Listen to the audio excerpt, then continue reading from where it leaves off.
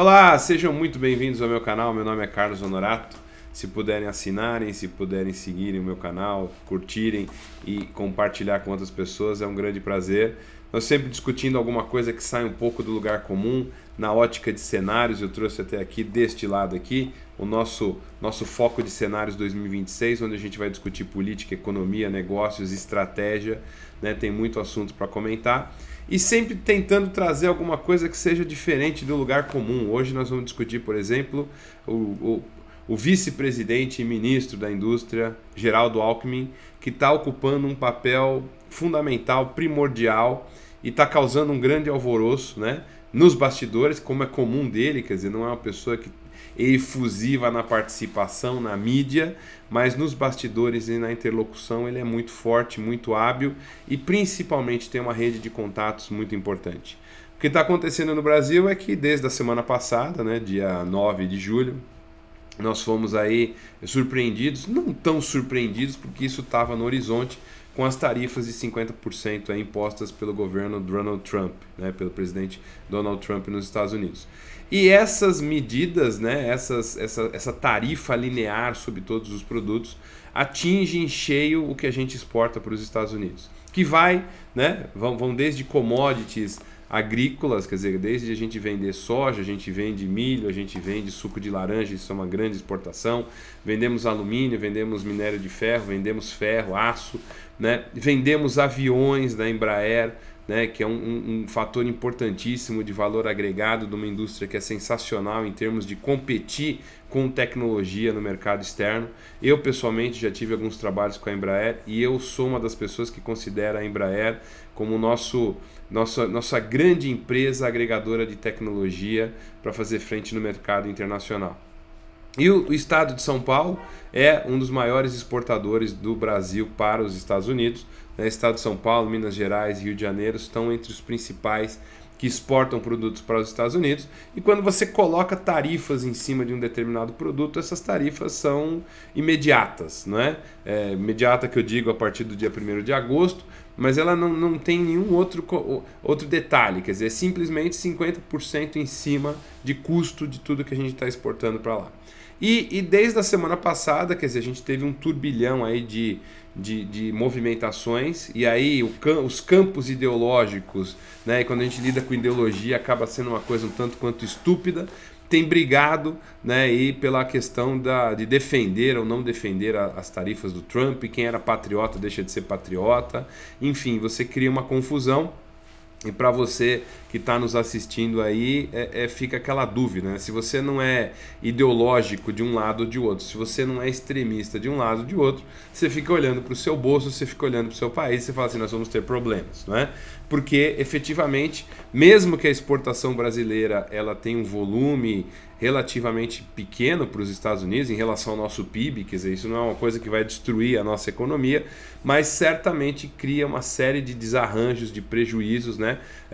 Os economistas, as pessoas aí estão dizendo não, que a gente consegue arrumar outros mercados. É óbvio que tem que buscar outros mercados, há a possibilidade de buscar outros mercados, mas você não faz isso do dia para a noite, né? Você tem acordos comerciais, você tem contratos firmados, né? O cara que é comprador dos Estados Unidos também não deve estar contente, aquele que importa café, por exemplo, do Brasil, que vai fazer o seu expresso lá numa máquina, né, que vai colocar esse produto no mercado americano, também deve estar preocupado porque ele quer comprar, ele precisa encontrar um bom fornecedor. O Brasil é um bom fornecedor, por exemplo, de café, né? Tem um preço internacional bastante razoável, bastante competitivo, tem um produto bom que vai para fora, às vezes a gente fica com produto ruim aqui dentro, e aí o comprador americano, o importador americano se vê também numa situação de que essas tarifas entrando em prática, entrando em funcionamento a partir de 1º de agosto, o custo do cafezinho vai aumentar muito, o custo do hambúrguer nos Estados Unidos vai aumentar muito, né?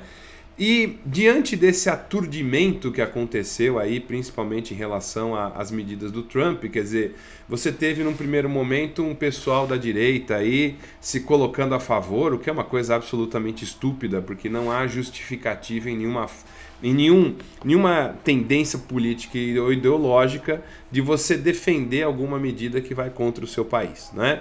Até porque as medidas econômicas do Trump não tiveram viés exclusivamente econômico, né? mas tiveram um viés político, inclusive de interferência no país. Eu tenho falado muito com a imprensa, falado muito com as pessoas, quer dizer, não importa se esse julgamento é justo ou não, né? O que a gente vê é que já está cansando também essa coisa do golpe, né? Que foi uma coisa ridícula, patética, aquelas pessoas tentando fazer um golpe no dia 8 de janeiro, realmente foi uma coisa patética, e em qualquer país civilizado, decente, e com a polícia e com a justiça funcionando, pessoas que tentam dar um golpe num país são punidas, né? E são punidas às vezes de uma forma bastante forte, né? Não vou aqui indicar punições, mas pesquisem por aí países sérios o que fazem com pessoas que são golpistas, né? E são golpistas mesmo que tenham sido manipuladas, que tenham sido, enfim. É óbvio que esse julgamento se estende demais, é algo chato, né? É algo que às vezes está desconectado da nossa realidade, mas quando o Donald Trump traz isso como um elemento de negociação, ele sai do campo econômico, porque no campo econômico, inclusive, nós somos deficitários em relação aos americanos, nós importamos muito mais do que exportamos para ele. Então ele traz isso de que tem que soltar o Bolsonaro, tem que parar de perseguir, como se isso fosse uma perseguição, e aí cria um aturdimento, porque o pessoal que é da direita, num primeiro momento, né, iludido com essa questão ideológica, saiu em defesa do Trump contra os interesses nacionais. E aí que o bicho pega, porque as empresas brasileiras, né? E aí a gente sempre tem que pensar que você tem um grupo dominante, um grupo econômico que é detentor dos meios de produção, é detentor da produção, é exportador, e esse grupo, a hora que vê que o impacto vai ser no bolso, ele deixa as ideologias de lado, né? Então você tem aí principalmente o agro paulista, as indústrias paulistas, né? As empresas que são aqui de São Paulo, não só de São Paulo, mas do Brasil como um todo, se manifestando contra isso, porque o prejuízo vai ser no bolso dessas empresas, né?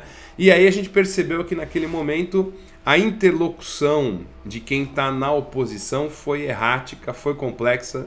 Então todos os elementos que estão na oposição, desde o filho do Bolsonaro que está lá nos Estados Unidos fazendo não sei o que, talvez uma grande lambança, né? Querendo colocar a imposição de tarifas contra o Brasil, quer dizer, jogando contra o próprio patrimônio, vamos dizer assim, né? Fora outros influencers, outras pessoas aí que não fazem nada além de ficar gravando vídeo na internet, que não é o meu caso, mas que só ficam gravando vídeo, como é o caso do neto do ex-presidente João Figueiredo, que mora nos Estados Unidos, está exilado nos Estados Unidos, não sei por que razão, né?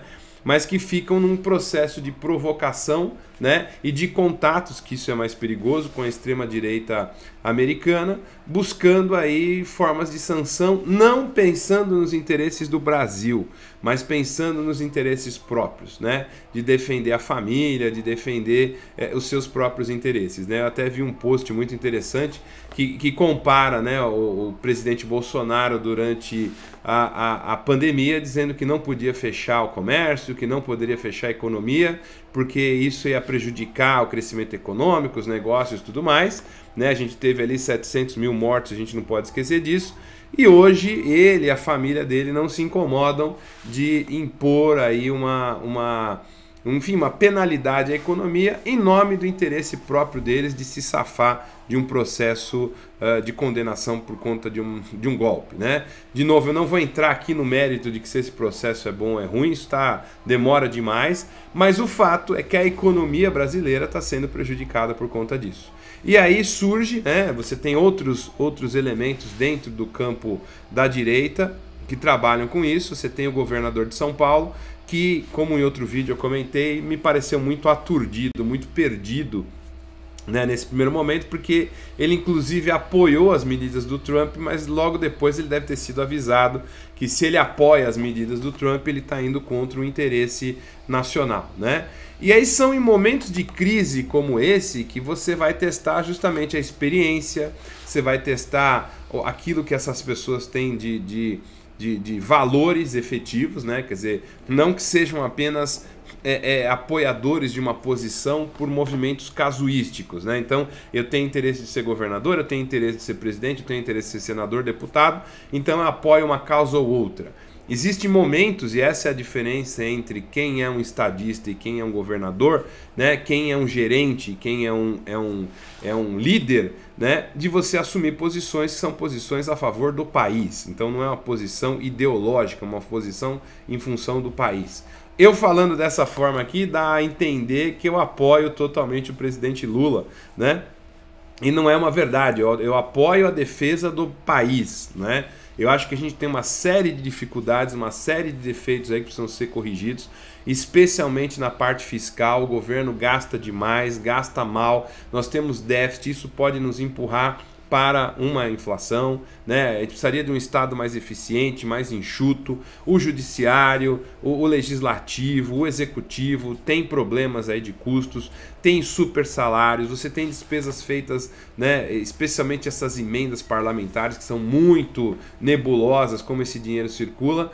Mas o fato é que no momento em que você tem que defender o interesse nacional, você tem que olhar para o país, né? E o interesse nacional também passa por defender nesse momento a possibilidade de a gente vender para os Estados Unidos com tarifas menores, né? Isso só vai ser feito a partir de negociação, você vai ter que negociar, né? E aí que entra a figura do governador geral, do Alckmin, que tem alguns atributos muito especiais para essa negociação. Primeiro, que ele é uma pessoa que vem desse ambiente de negociação, ele se projetou aqui no Brasil como vice-governador do Mário Covas, lá no final dos anos 90, início dos anos 2000, né?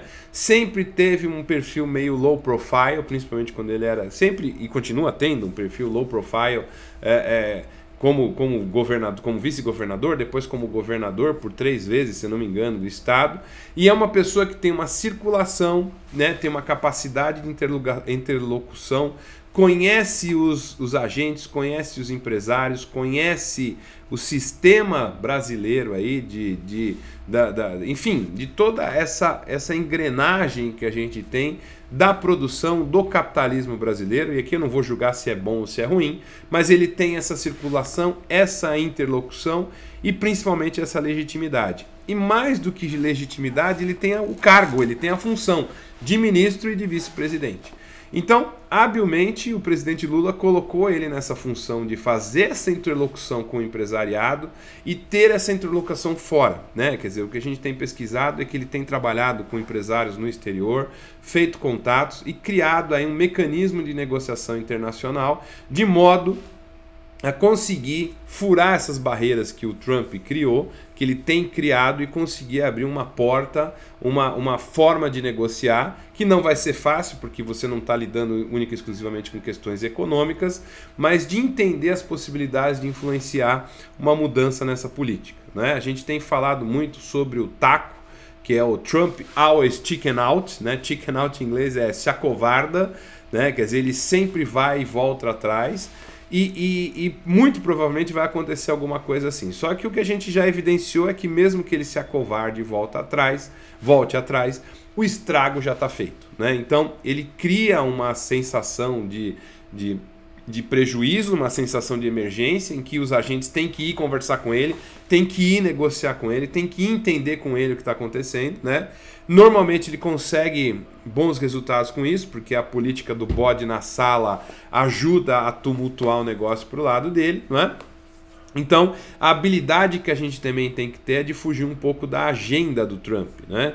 Se vocês olharem nos últimos dias, né, nós vamos pegar os últimos 2 meses aí, a gente teve tarifaço contra a China, tarifaço contra o Vietnã, aí ele tentou colocar na agenda a questão do Canadá como sendo o seu 51º estado americano, Groenlândia, aí ele volta atrás, aí ele vai para Israel, em Israel ele faz o ataque ao Irã, né? Fazendo o ataque ao Irã, depois ele volta, vem taxar o Brasil, agora está querendo impor sanções contra a Rússia. Quer dizer, a habilidade do Trump em manter a agenda, ele no centro da agenda e deixando todos numa perplexidade e completa desorientação é muito forte. A habilidade dele para fazer isso é muito grande. Só que isso tende a cansar, né? Tende a ter um modo de funcionamento que é mais ou menos constante. Então você começa a perceber que o movimento dele é errático, né? E nessa perspectiva, talvez o grande desafio estratégico, e é para isso que a gente tem nosso canal aqui, para ajudar vocês a pensarem estrategicamente, é você sair desse círculo. é você sair dessa oscilação de que você está perseguindo a agenda do Trump, você tem que tentar criar sua própria agenda. Então, por exemplo, quando Vladimir Putin é pressionado a parar de bombardear, senão vai ter retaliação dos Estados Unidos do ponto de vista econômico, ele intensifica os bombardeios contra Kiev e contra a Ucrânia, não é? Nesse ambiente bastante complexo, talvez a figura do Geraldo Alckmin, que é sempre, eu diria, uma eminência parda, né? Alguém que não aparece, alguém que aparece pouco, alguém que circula nos bastidores, mas que já demonstrou que é extremamente hábil na política, extremamente capaz de gerenciar isso, é uma figura que se torna relevante. E de novo se torna relevante para a sucessão em 2026, né? Não significa que ele vai ser candidato a presidente, muito provavelmente não, mas de repente até uma candidatura ao Senado, uma candidatura ao governo paulista pode ser um novo movimento. E o Tarcísio, que estava aí sendo elevado de governador a presidente em 15 dias, né? Ele se tornou agora, tem até uma ameaça de que essa reeleição dele como presidente, como governador de São Paulo, não seja tão certa assim por conta desses desvios, dessas dificuldades que ele tem de criar uma agenda própria e talvez mais do que isso, criar uma personalidade própria, né, em momentos de crise como esse. São em momentos de crise como esse que a gente vê as lideranças surgirem ou não. Então isso já é uma pitada, ninguém está afirmando aqui que é certo que vai acontecer, mas já começa a ser um pouquinho os sinais para o que a gente gosta de falar aqui e para o que a gente está pensando em termos de cenários em 2026, está desse lado aqui, que é o nosso tema no nosso site, no nosso trabalho. Nós estamos trabalhando muito com cenários de 2026, tentando antecipar um pouco o que pode acontecer, ajudando empresas e negócios a terem uma visão mais clara do que vem pelo futuro. Meu nome é Carlos Honorato, é sempre um grande prazer estar com vocês e até a próxima.